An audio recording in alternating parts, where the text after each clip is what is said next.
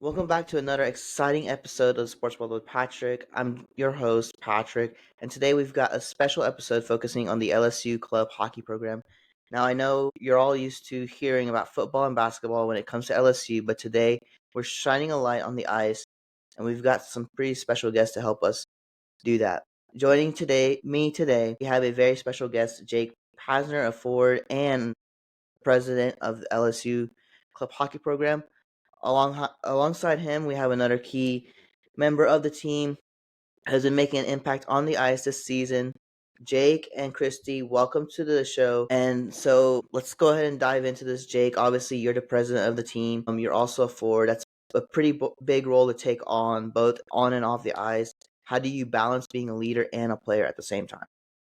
I just kind of lean on everybody. It's not just a one person show. So a lot of stuff. We're currently transitioning me out of the presidency and our new guy into it. And then we have a VP, a secretary. Chrissy was our treasurer for a little bit. So it was a lot of moving pieces, and even guys that aren't necessarily on our exec board, they are always kind of in the loop, always helping. So that takes the off ice stuff kind of a little less of a burden for someone that's a student. It's a lot easier to do that when you have the help. And then on the ice, we're all kind of starting the culture together. It's a second year program, so I'm not trying to be the biggest guy in the room. I'm definitely not the biggest guy on the ice either. So it makes it a little easier when everybody's kind of friends. Everybody is out there for the same reason to start a new program. So it's a lot of fun. And obviously, I can imagine that's being both the president and a player, it's got to be a lot to juggle. And it obviously sounds like you're doing a great job at it. Now, Christy, obviously, you've been the treasurer there. You are the manager now there at Michigan or at LSU, and obviously, you've gotten to see the ins and outs of everything. You know, obviously, teams are successful in general, but sort of just tell me what it's like to work alongside somebody. Um, who's not only a leader on the ice, but also is making sure the team is run smoothly on and off of it. It's a lot. And I think we definitely lean on each other a lot because we've definitely had some moments where, we've struggled to find that like balance of like friendship and leadership with everybody. But honestly, I think we've gotten to a point where, everyone kind of gets along now and roles have been a lot more clear. The starting early phases are always like really difficult to navigate when some people like aren't fully sure of their role or like, you know, some people just aren't sure how to do certain things. So I think starting off it was a little rough. We had a little rough patch, but we've come a long way and we have a pretty solid exec board and just people that are helping us do stuff. And obviously, I do also want to have this question, or I do sort of have this question because I know Christy, you're on the social media side, and Jake, being a hockey player, it's not easy. Obviously, you're gonna have really rough parts of the season, and with the added roles you guys have as leaders on the team and everything, I know mental toughness is not it's not the easiest thing in the world. So being in the situation, because obviously when people are on social media, they're not the nicest people, um, because it's easier to hide behind a keyboard. But um, what are sort of those? How do you guys sort of keep up with those throughout the season? As I know it gets rougher and rougher every single day. But how do you guys sort of keep up with the mental toughness of, for you, Christy, running the social media side, and then Jake, for you on the game side? I don't know. Jake, you go. Jake, go ahead. Okay. So for personally, like on the player side, we don't really have a lot of like tough things going for us right now in terms of like what we see on the internet or anything. We have a lot of support from the LSU community that is alumni, students, parents of people who are just kind of finding out. We have the Zydeco, which is the federal league team that just came in last year as well, and a lot of their fans have kind of pooled into ours as well. LSU is a big name down here, and a lot of hockey fans kind of coming out of the woodworks. I think a lot of our mental toughness has to come from kind of our school situation in the sense that, like, we practice in Lafayette, which is an hour away, and we have to practice at night pretty late.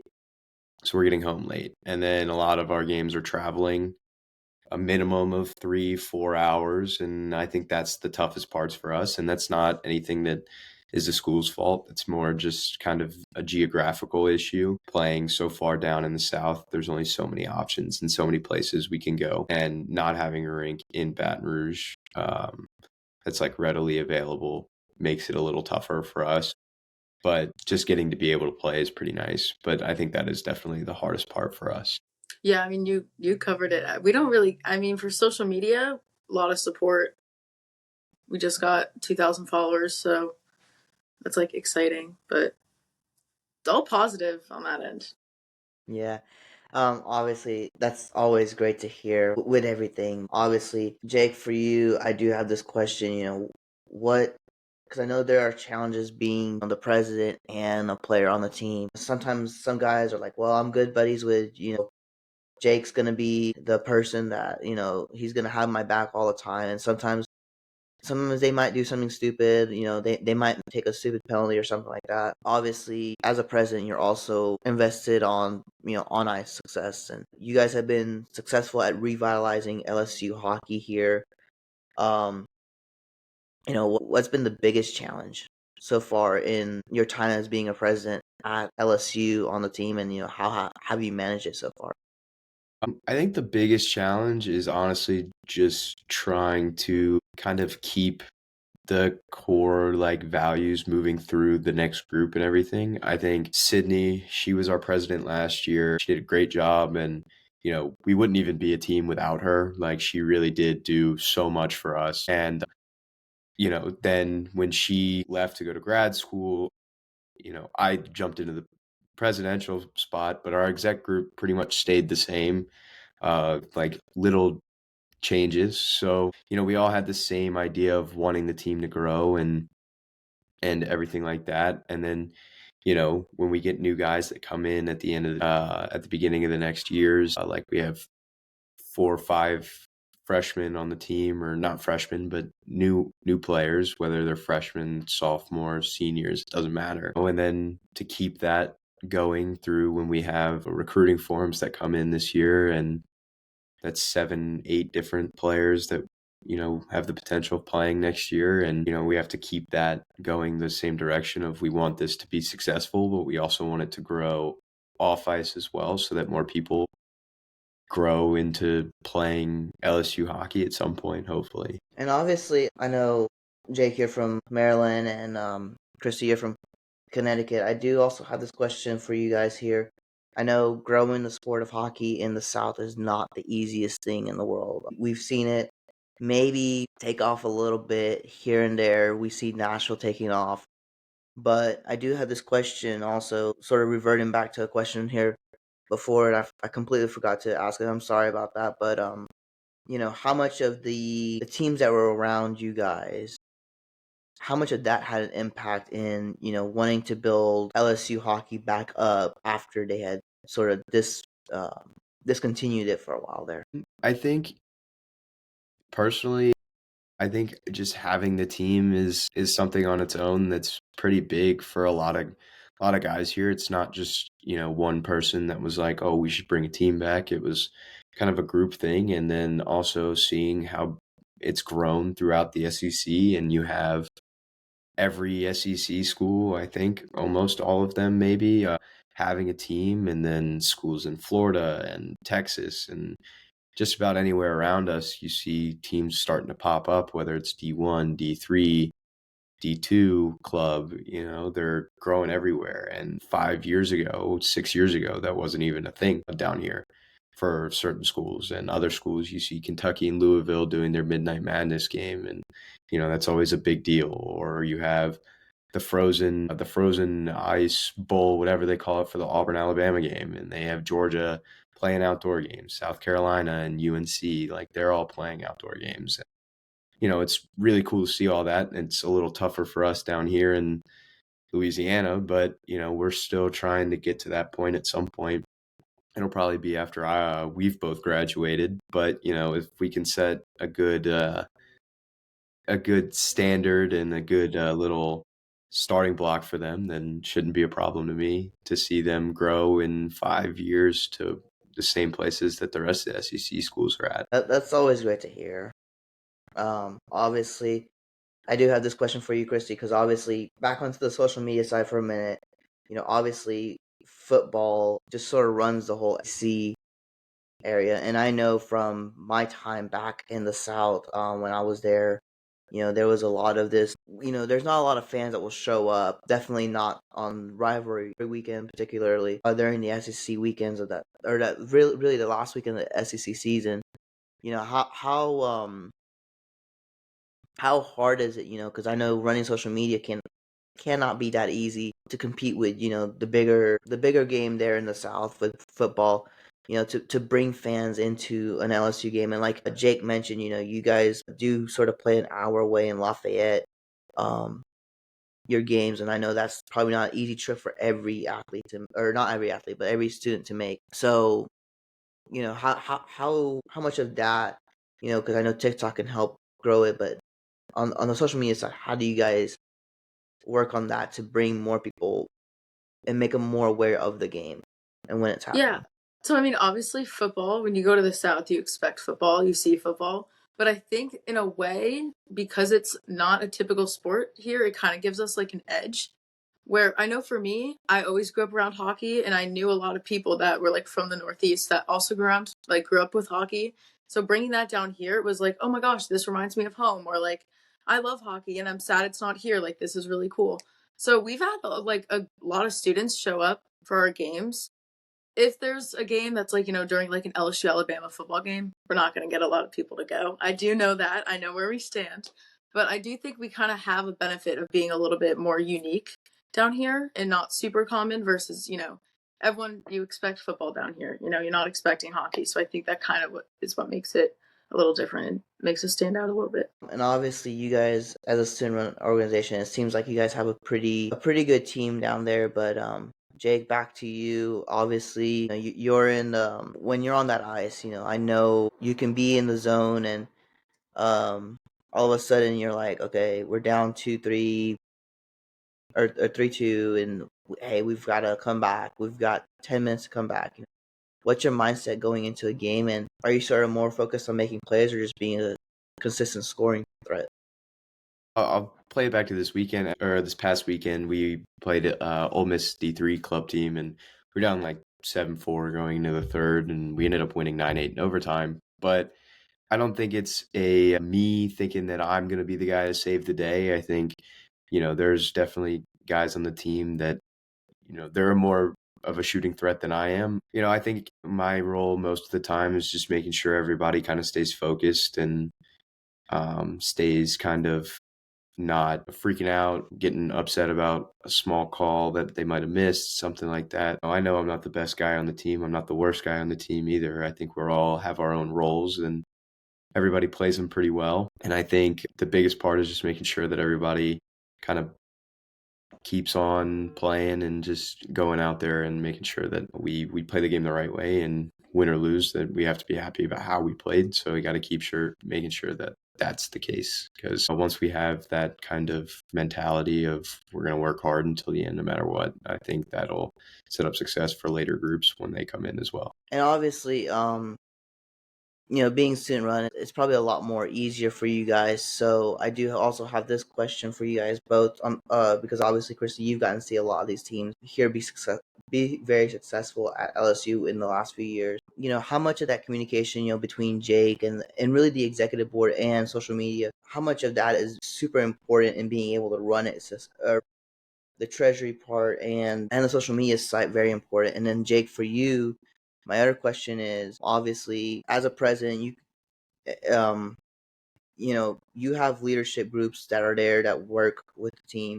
How important is it for the coaching staff and the leadership group to have good communication along with the captains and really that main leadership group having good communication with the team itself? I know for like between exec and social media and the team, like we have to communicate. Like communication is like the absolute biggest thing. And I think any situation that we've had that may have not gone an ideal way is like solely a communication issue. But I think I mean, definitely once everything's been solidified, the communication has gotten a lot better. And I think just keeping in mind that like it's okay to ask for help. We can like just keep everything open and talk. If you didn't do something, like just tell somebody.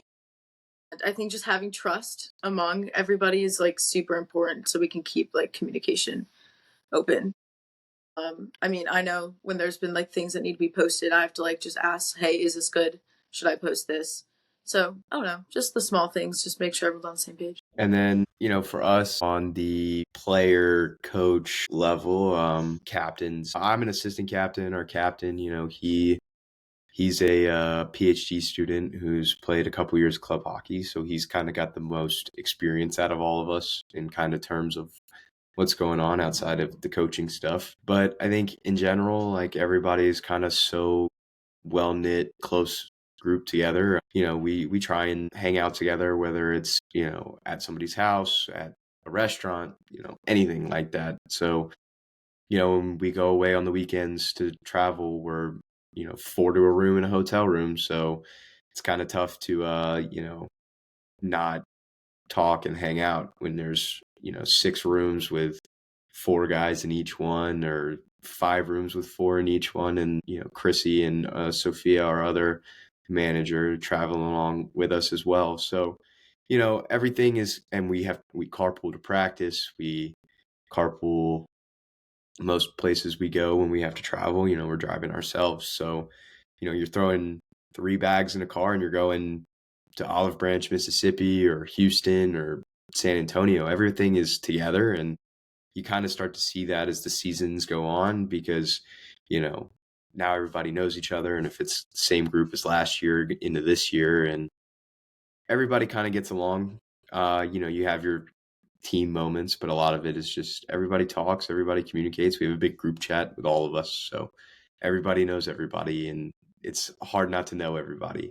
That's for sure. Yeah. Well, Jake, you mentioned it, and I have this question for both of you guys, Christy and Jake. Have you guys ever been to the Kentucky Midnight Madness game? I haven't. I've definitely seen the clips about it, but I think it's a super cool idea. And we play at 11:15 at night, but that's not because we have super cool Midnight Madness things going on. That's just sometimes that's the only time we can get ice slots at our rink. We have one sheet of ice, and there's a beer league, there's a NA3 team, there's us, there's public skate, there's a youth program, pickups. There's one sheet of ice for about 20 different things. So 11:15 for us is a little less cool because it's not a big rivalry weekend. Yeah, I had two guests on from the University of Cincinnati, and they both told me that when you go to the Kentucky Midnight Madness game, it does not feel like a midnight game. They're like the energy is just so hyped over there. Obviously, talking about that, I do have some really fun questions here. Are either of you guys superstitious? And is there something you have to do every single day before game day to make sure that your day is going to go just right? I am. I've been the same way since about high school. So I don't know where it started. Some of it's before I get to the rink. Some of it's while I'm at the rink. I have to take a shower before I leave, but like it's just like just a body shower, but it's hot, cold, and then I'm out. I don't know where that came from. I think I did it once just to I like mowed the lawn or something before, and I like did it once. I scored a couple, and then I've done it ever since. And then at the rink, I'm a big put certain parts of your gear on before another, and left skate has to go on before the right skate, right shin pad, then left shin pad. And then other than that, I think I just tape my stick the same way, unless it's not working for me for a couple games, then I'll switch it up. But other than that, nothing too crazy for me, I guess. I mean, the shower one is pretty weird, so I can admit that. I've had a couple weird ones, but only when I played hockey, I would have to start skating on my left foot every time. It's weird. Like if I was going onto the ice, it had to be left foot first. Yeah, that's one of those good things. Obviously, this is a really good question. Who is the funniest teammate on the team, or who's the funniest person at all on the team? And what's the best prank that has ever been pulled on the team?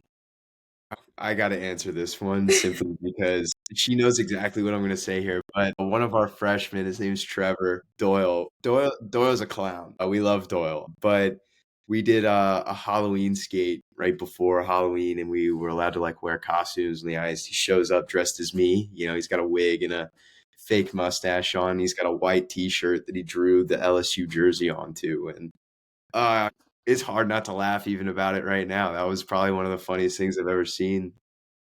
You know, we don't do too many like pranks, but like that was a good one. You know, Doyle's always making jokes, saying some, you know, crazy stuff, and you just can't help but laugh at the kid, or with the kid, not at him, but you know, he's a funny guy, and you know, but he's also one of our hardest working kids on the team. So that's where it's even funnier when you see such a serious kid on the ice just kind of do something like that. He walks in with you know, the wig and the mustache, and you just can't. And then I also do have this question for you guys. Obviously, a little bit more of a little bit more of an interesting question. If there were three people who you could invite to have Thanksgiving dinner, or not Thanksgiving dinner, you could invite to dinner more so, who would be those three people and why? Ooh, I don't know. Yeah, this is a tough one. This I'm thinking about this one. Like, and like ever. Yeah, ever. Just like dead or alive. Yeah, dead or alive. Okay. I didn't think this would be such a tough question. Okay. I think Abe Lincoln, John Lennon, and Lady Gaga. That's a pretty good lineup. Not a bad one. I think, who would I say? I think Wayne Gretzky would be a pretty cool one to have in my three for sure. I think I'd do Wayne Gretzky, Claude Giroux, just because I grew up like a huge Claude Giroux fan. So like I think I'd want to hang out with him for a little bit. And then I don't know, like I feel like I'd have to have like a funny guy like Will Ferrell or something there just to kind of keep the mood pretty light. So I think I'll do those three. And then obviously, I do have this question also for you guys here. What hobbies or activities do you guys enjoy outside of hockey? You know, when I have free time, I like to golf a little bit with some friends. When it's warmer out, I think every hockey player loves to golf a little bit, whether they're good at it or not. I'm not very good at it, but it is fun. Other than that, you know, not really too much. Listening to music or watch a movie here and there, but you know, I think kind of just the normal stuff for a college kid that, you know, hanging out with my friends is always a good one. And a lot of them are my hockey teammates. So I see them constantly already. I might as well hang out with them more outside of the rink just to kind of keep keep that going and have everybody around is a good thing. Oh. Yeah. And sorry. Oh no, you're good. I mean, Uh, I would probably agree with him on that. And then if you guys um weren't involved in hockey, what would you be doing instead? I don't know. I think, you know, my first 2 years here, we didn't have the team yet, so I was just playing in the men's league that's out in Lafayette. So probably still doing that in a fraternity, you know, have a job. Probably just about the same stuff I was doing beforehand. I think this was just an added bonus after 2 years. Yeah, I think probably just going about my day playing men's league instead of club hockey. So I don't know what I would do.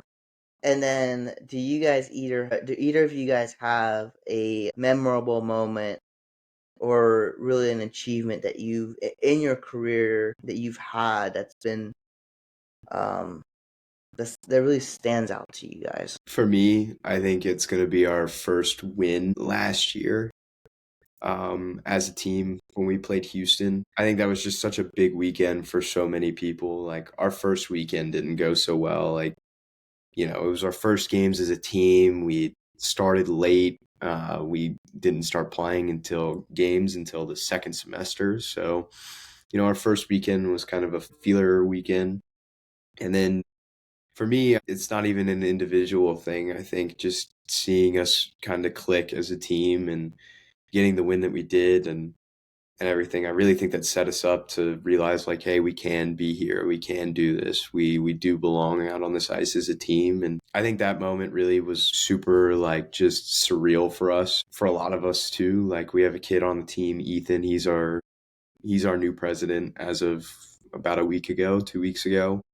And, he grew up, born and raised Baton Rouge area, and he used to go watch the LSU team play. So for him, I think that's even more special than it could be for anybody else on the team. And he wants it so bad, and we all want it really bad to work out. And yeah, that weekend alone, I think, was one of our most fun, most memorable, most just intense weekends we've ever had. And, we haven't looked back since that weekend. So I think that really did a lot of positives for us as a team. And so I do have this question for you guys. By the way, Christy, I wonder, did you survive the 24 hours of TikTok being down when it went down? Yes, I did. I got so addicted to it. Literally once it went down, I was like, okay, I'm just gonna go TikTok. Oh wait, it's not working. But how much of because I know TikTok can help grow stuff in the sport. Just getting a little bit back on this, how important is the social media presence, particularly for a team like LSU might possibly at one point in the near future end up becoming an NCAA Division I hockey program. Probably pretty far down the road as of right now with all the changes going on in NCAA. But how important is that social media presence right now before the team ever makes a jump to NCAA? I think it's like super important. I mean, the name LSU is a huge name, so just like having that and representing that is huge. I'm very like newly just like on the mission to revamp our social media and just like grow that presence as much as possible because all the support we've gotten from social media has helped us tremendously. People will repost stuff. We'll get, we just have our website put up and merch is going to go through there at some point. So we just have a lot of support through that social media and it's not impossible to grow. And we have a couple TikToks in the drafts that, we're trying to figure out maybe we should post them. Because that's like a very quick, easy way to keep people entertained and just, I want to be more than just like an Instagram page. Yeah. Obviously, that's very important. And I do also have this question, getting a little bit back on this for a minute here, but when you guys do depart from being with the LSU hockey program, what is one thing you guys hope to keep as a legacy being here and having your legacy be when, future players arrive to LSU to play hockey at the club team? I think for me, it's I'm not worried about a personal one for this team. I'm really, I think part of it is Chrissy, me, Ethan, Sydney. Like we know, kind of what we did as a group to get us going, and then we had everybody kind of buy in from there. So it wasn't one person, it wasn't four people. It was that group of 20 guys that it started with. As long as I can come back in 5, 10 years and there's still a team and, you see the growth from where we are currently into, where it is then I think I'd be pretty happy with just seeing that. I think, being able to say that you were the beginning parts of something like that kind of, to certain people, that's pretty cool. But just to see that team kind of stay around and hopefully succeed, that's all we really wanted from that when we started it. We weren't looking for personal gain from any of it, I don't think. And then gonna ask you guys this question also. You guys obviously are having a pretty decent season by my accounts, but obviously, what do you think is the next big thing for LSU hockey, and what do you sort of look forward to um, as the season continues on, both on the social media and on the ice side?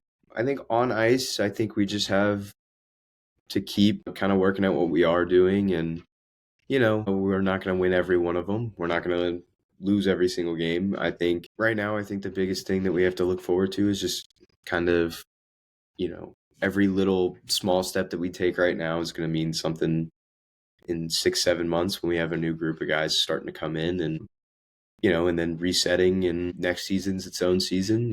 We only have a couple more weekends left for this year. So, take it as a group and, kind of run with it and see what we can get done. And for social media, that's all her. So Yeah, I mean, for social media, I think my goal is to have people not say, "Oh, I didn't know we had a hockey team," because I get that a lot. I want people to know that we have a hockey team. Like we're here, we exist, we're awesome, and so I think that's, I mean, just kind of make it a little bit more engaging for the people that follow us instead of just posting like whenever we have games and then who won the game.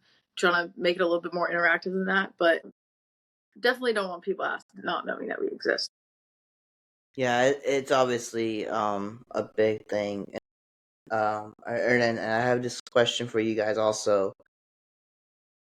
If LSU were to come back and ask you guys a few years down the road, um, hey, would you come back? We're building an NCAA Division I hockey program. Would you guys come back to LSU and do the same duties you guys were doing at the time, or as of right now? I think I would. I have no plans of leaving the state after I graduate. I probably won't be within driving distance of the team or anything right now. But, if that was something that were to, present itself in however many years that takes, then I don't see the issue in it. And I also think it would be pretty cool to come back and help in some degree. It doesn't even have to be in the same position. I think if it was, helping with social media or, recruitment or whatever it is, I think just to give back to something that, I helped push along with such a good group at the beginning, then yeah, I'd have no issue with that. Yeah. And then, so Jake, sorry, I'm blanking at the moment. I was thinking about something. You did say that the captain has a PhD, correct? He is a current PhD student. That is correct. Tony he played at Mercyhurst for a little bit, club for when he was getting his undergrad and his master's, and now he's a PhD student down here, and he's helping us kind of set the culture. And yeah, so good captain to have for sure. We love him. Yeah, that's that. I was talking with the Georgia head coach with their club hockey program, and he says the hardest thing to find is smart hockey players. So I mean, to have a doctor be a hockey player, that's a We have huge two. achievement. Our goalie too. Two? Yeah, our goalie is a PhD student as well. And then we have a goalie. She practices with us. She played NCAA Division III at Lebanon Valley up in PA. She's a master's student. We have a couple other people that are, once they graduate here, they're going to get their master's. So we have a good group of smart guys off the ice. On the ice is a little questionable, but I think that's all of it. Yeah. Well, at least he didn't do anything crazy like some of the other teams that I've talked to. Because some of the other teams told me they were running through the bushes in Georgia. They went bar hopping somewhere else. I've heard the jokes of everything so far on that. But I can't say we've done anything to the extent of hopping through bushes or whatever. I mean, that I know of. Maybe some of the guys are in their own time, but not as a group. obviously, Jake and Christina, I definitely love the passion you guys have for hockey. Sort of something that obviously shows how well you guys have made this program now and how you guys are gonna be leaving it in a few years down the road. Obviously, it's been a blast having you guys to get to LSU hockey a little more. And I'm sure um, LSU hockey is gonna do really great throughout the end of the year. Obviously, you guys are making big strides in the South, which is not an easy thing to do. But obviously, that's sort of gonna be all for today. And then thank you for coming onto the podcast today. Yeah, no problem. Thanks for having us. Thank you so much.